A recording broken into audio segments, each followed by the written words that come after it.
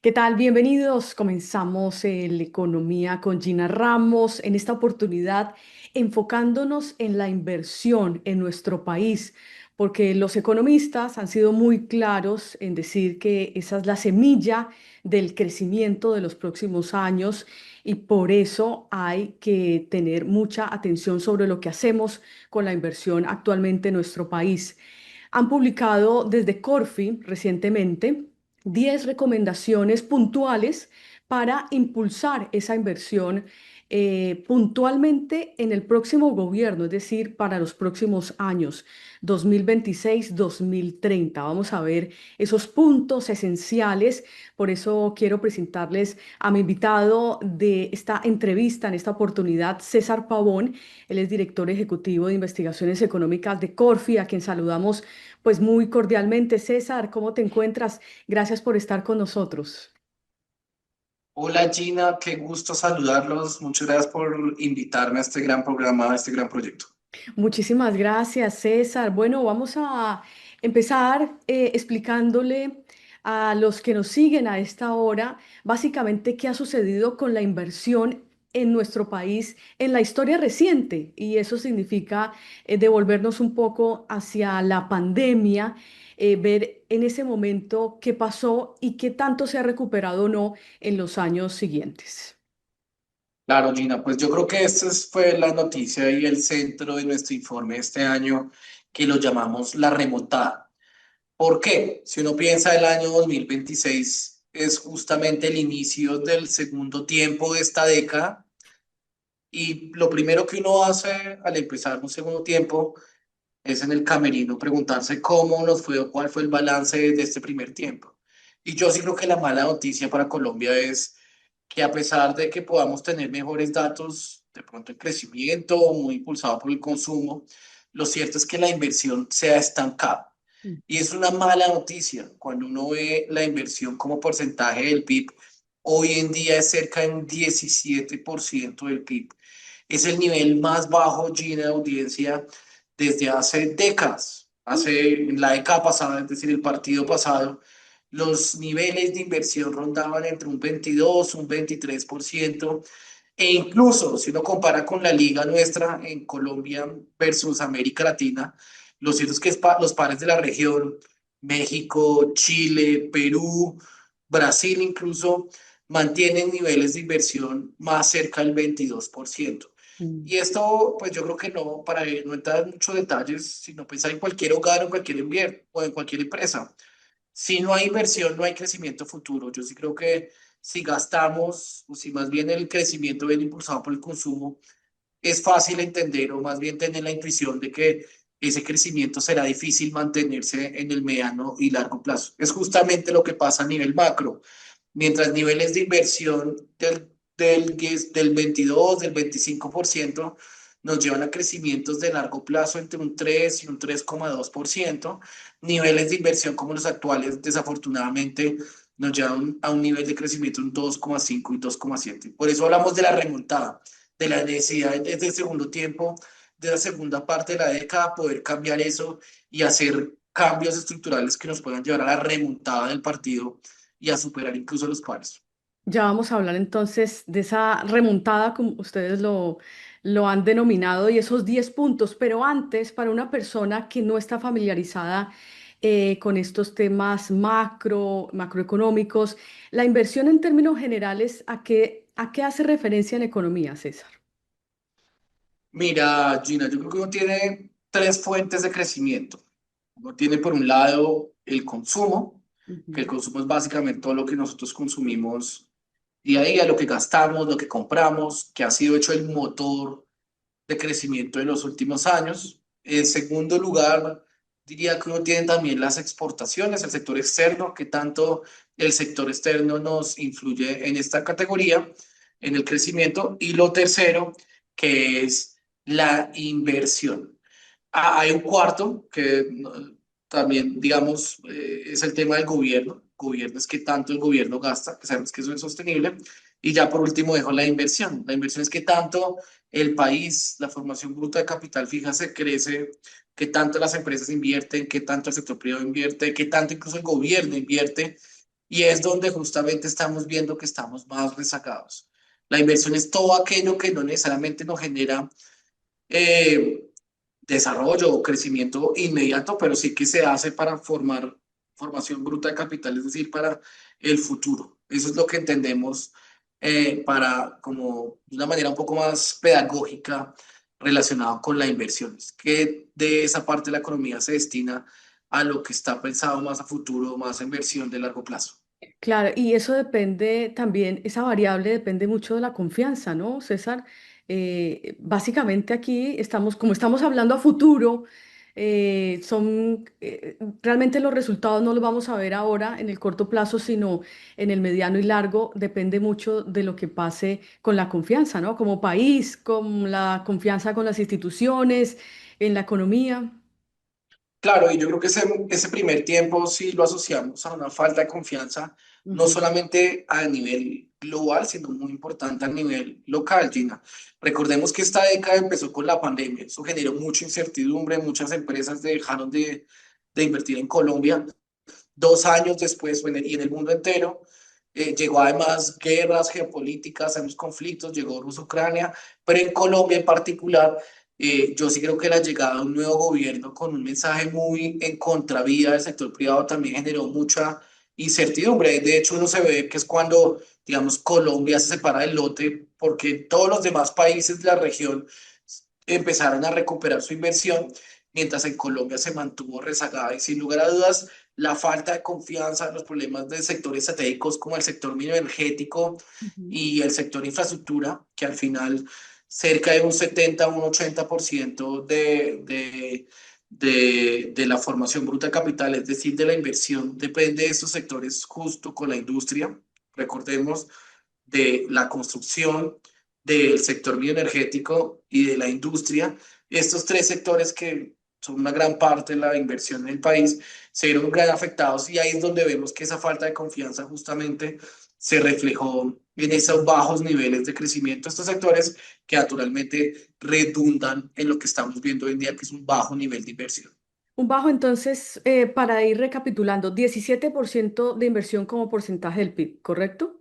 Que es Así uno de es. los niveles más bajos en cuánto tiempo.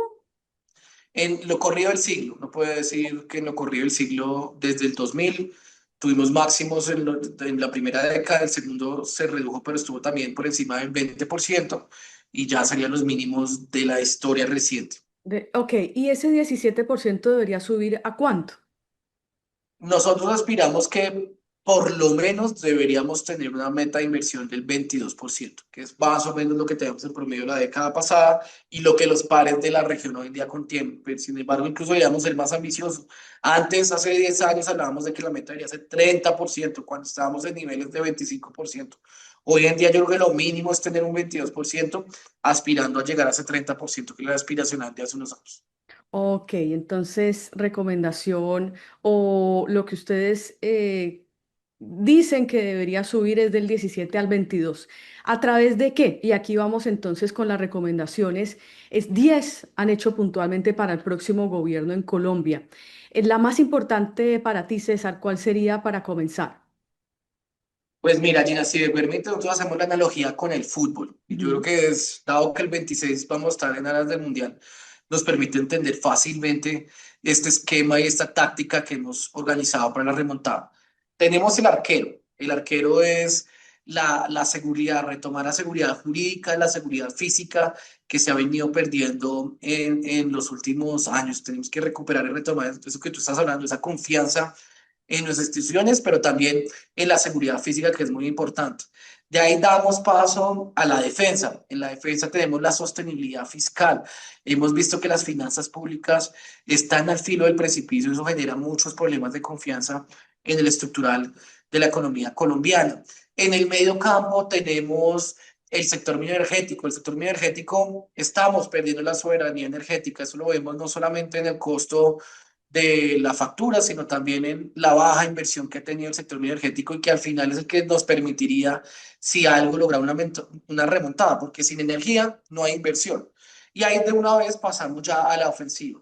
En la ofensiva tenemos, por un lado, la competitividad, las exportaciones, y por otro lado, cómo lograr o cómo innovar en un contexto de altas tasas para lograr una mayor inversión. Entonces, lo repito, arquero, la defensa jurídica y seguridad física; defensa, la sostenibilidad fiscal de la economía colombiana; medio campo, recuperar la soberanía energética; y la ofensiva, que es recuperar el sector exportador y además el de buscar nuevos métodos de innovación para lograr mayor inversión en un contexto de tasas altas. Esos son como los cinco que al final redundan en las cinco hojas de ruta, en las 10, perdón, hojas de ruta que tenemos planteada como estrategias del próximo gobierno.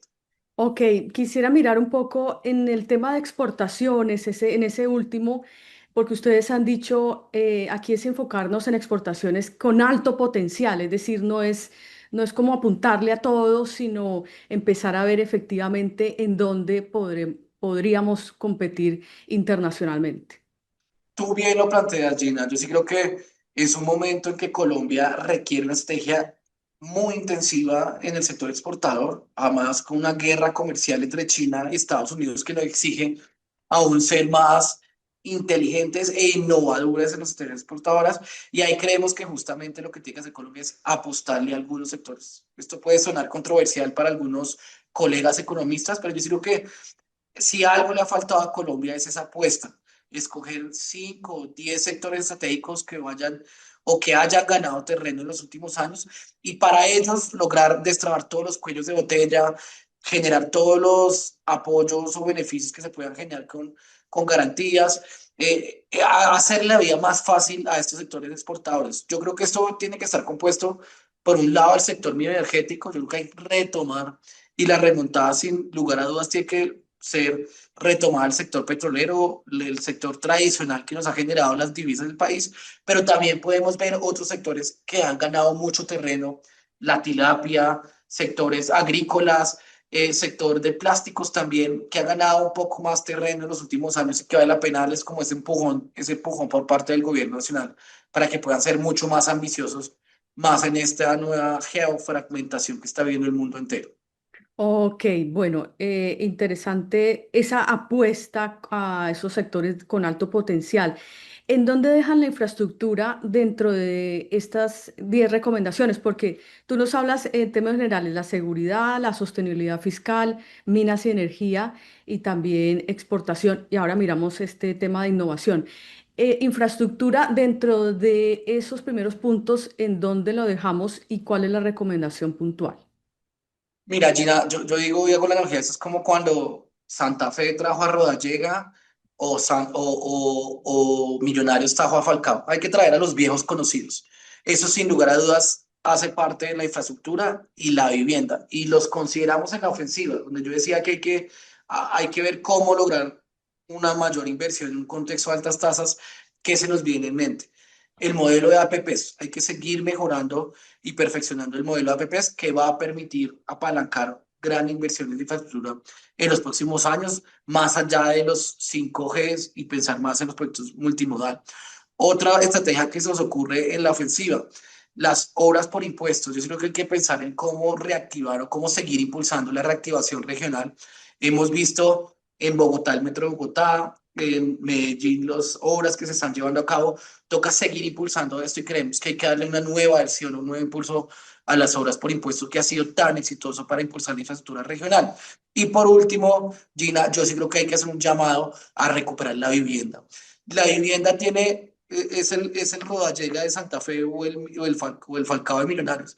La vivienda tiene solo impulsar 1 peso del sector vivienda, impulsa alrededor de 36 cadenas de producción. Yo digo que es innegable y es completamente necesario reactivar los programas de vivienda y ver cómo podemos impulsar la vivienda, porque pues sin ella va a ser difícil lograr la remontada, que al final es el principal generador de inversión en la economía colombiana y que ha sido tan golpeado en los últimos años. Claro, retomar toda esta política de subsidio, de ayuda para compra de vivienda, porque esto, pues básicamente, palabras más, palabras menos, desapareció esa ayuda para compra de vivienda nueva. Claro, yo sí creo que hay que retomar esos programas de subsidios, Gina. Eso ha sido una herramienta ya probada, demostrada, suficiente evidencia y de los buenos resultados, no solamente en términos de inversión, Gina, Ujú. también en política social. Tener una vivienda digna al final es el sueño de muchos colombianos, es lo que todos queremos hacer. Entonces yo por eso digo, sería justamente la delantera que tenemos. De hecho, a eso le sumamos el tema exportador que ya mencionamos, pero es retomar con mucho vigor el programa de APPs. En segundo lugar, las obras por impuesto 2.0 con una reactivación de las regiones, seguir impulsando las regiones. Y por último, el bien viejo conocido que es la vivienda, ver cómo retomamos estos subsidios, pero además ser innovadores y ver cómo podemos incluso mejorar y retomar la confianza en un sector tan estratégico para el país en los próximos 4 años. Claro, próximos 4 años. Ahora, ¿qué decir del mercado de capitales? ¿Cómo entra también en esta ecuación? Porque también nos hemos quedado estancados en esa misión del mercado de capitales, en cómo profundizamos, cómo hacemos que más colombianos puedan, a través de sus ahorros o de los fondos de pensiones, también impulsar el desarrollo de la inversión. Gracias, Gina, por traer a colación este tema tan importante. Nosotros sí en el diagnóstico, pues caemos en cuenta que el mercado de capital es algo que se repite, pero poco se hace. Ujú. Entonces, ¿nosotros qué creemos? Primero, yo creo que esto es algo muy básico, pero también da con la analogía del fútbol.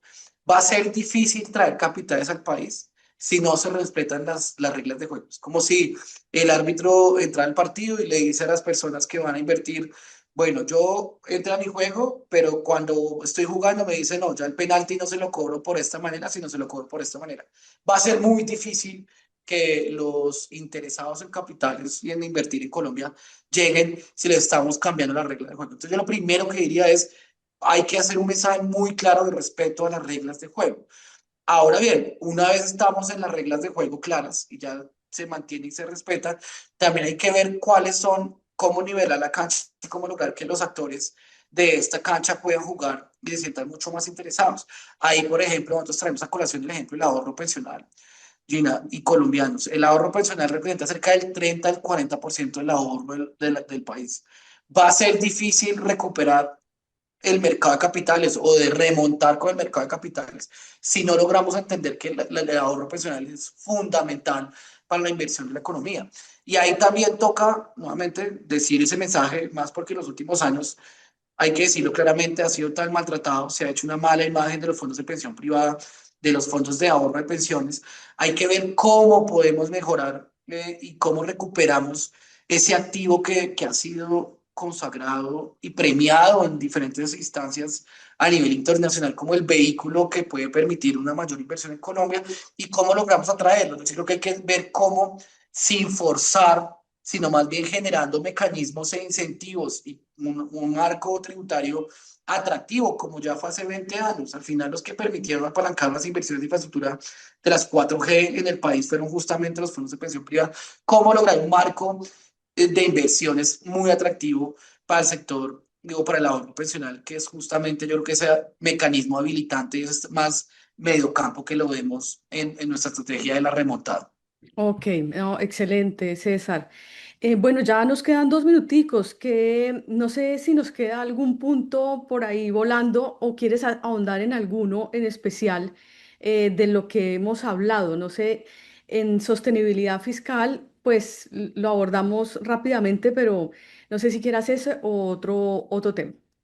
Pues Gina, sí, yo creo que hay que hacer énfasis a la defensiva, al arquero y la defensiva. Yo creo que es muy importante recuperar la seguridad jurídica y seguridad física, que es el arquero, pero también la defensa. Yo creo que la sostenibilidad fiscal, hemos hecho varios estudios, demuestran que las finanzas públicas están al filo del precipicio y va a ser muy difícil lograr una remontada si no logramos recuperar o mejorar el balance de la situación fiscal. Donde ahí tenemos dos propuestas concretas. Por un lado, yo creo que hay que hacer el Estado mucho más eficiente, austero. De hecho, nosotros hicimos un cálculo de que solo reducir el funcionamiento de 19 ministerios a 12 ministerios asumiendo que en esas fusiones y eliminaciones de presupuesto de funcionamiento se puede ahorrar cerca de un 20% del presupuesto. Es decir, dado que se van a fusionar, asumiendo que se logra un ahorro del 20%, podríamos lograr recursos adicionales de cerca de 30 o 40 billones, o más bien, aliviar la presión fiscal entre 30 o 40 billones de pesos. Y en segundo lugar, la segunda propuesta es más hacer un marco normativo, un marco tributario mucho más alineado con la inversión. En Colombia cada 2 años cambiamos la reforma, tenemos una reforma tributaria, tenemos el sistema impositivo más fuerte para las empresas, al menos entre países de la OCDE y países de América Latina. Yo sí creo que hay que hacer un llamado para que el marco tributario sea mucho más amigable con la inversión, incluso pensando en deducciones para aquellas personas o empresas que quieran invertir más en Colombia, como se lo planteamos en el informe. Pero sin lugar a dudas, retomar esa defensa que ha sido un pilar fundamental de la sostenibilidad y de la confianza, como bien tú dijiste, Gina, tiene que ser parte de esa estrategia de la remontada. Ver cómo recuperamos la confianza en las finanzas públicas, porque como cualquier hogar, si deja de ser sostenible, pues deja de ser creíble y de esa manera va a ser difícil lograr la remontada que al final es lo que queremos para el próximo gobierno entre 2026 y 2030 o la próxima parte o el segundo tiempo de este partido que todavía se puede remontar. Todavía hay tiempo y hay esperanzas en que podamos revertir exactamente esa mala inversión que hemos tenido en el país. Bueno, nos tenemos que ir, César, muchas gracias. En ese modelo de tasas altas, puntualmente, ¿qué recomendación están dando ustedes desde Corfi? Bueno, Gina, ese es muy buen mensaje de cierre para las empresas. Tenemos que ser Sí. conscientes que las tasas se van a mantener en 2 dígitos. Entonces tenemos que ver cómo en un contexto de tasas de 2 dígitos, bien sea porque el Banco de la República en el corto plazo aumenta las tasas, que es lo que nosotros hoy en día vemos más factible, o porque en general la incertidumbre fiscal se mantiene, que eso hace que las tasas de largo plazo se mantengan en 2 dígitos. Eso Ujú. hace una realidad que va a ser difícil cambiar en el corto plazo y por lo tanto eso requiere que seamos innovadores. Entonces, por ejemplo, los modelos de APPs, ver cómo no se desplazan tanto a plazos de 10 a 20 años para recibir los pagos, sino empezar a recibir pagos de pronto de una manera un poco más acelerada. Igualmente pasa con el sector privado. Yo siento que el sector privado tiene que entender que las tasas van a ser más altas por más tiempo, como lo hemos previsto, y eso requiere ser muy innovadores y ver cómo temas ya de ingeniería financiera Ujú. logramos sortear eso, porque pues va a ser muy difícil que alguien pueda cabecear estos goles si no entendemos que hay que innovar en los temas de financiamiento, porque es una realidad que no podremos cambiar al menos en los próximos 2 años, que tendremos ese nivel de tasas muy altas y que naturalmente hay que ser innovadores y pensar en diferentes esquemas para poderlo sufragar, que es lo que creo que es la meta que tendríamos propuesto para ese tema en particular. Bueno, César, pues excelente, qué buenas recomendaciones hay ya puntuales para el próximo gobierno, independientemente de quién llegue, tiene esta hoja de ruta que ustedes han planteado desde Corfi. Para los que quieran ahondar en este informe, ¿cómo lo pueden encontrar ya para finalizar? Bueno, a toda la audiencia, muchas gracias. Y si quieren conocer más de la remontada, por favor, muy invitados a nuestra página web, a nuestras diferentes redes sociales. Estamos en X, en Instagram.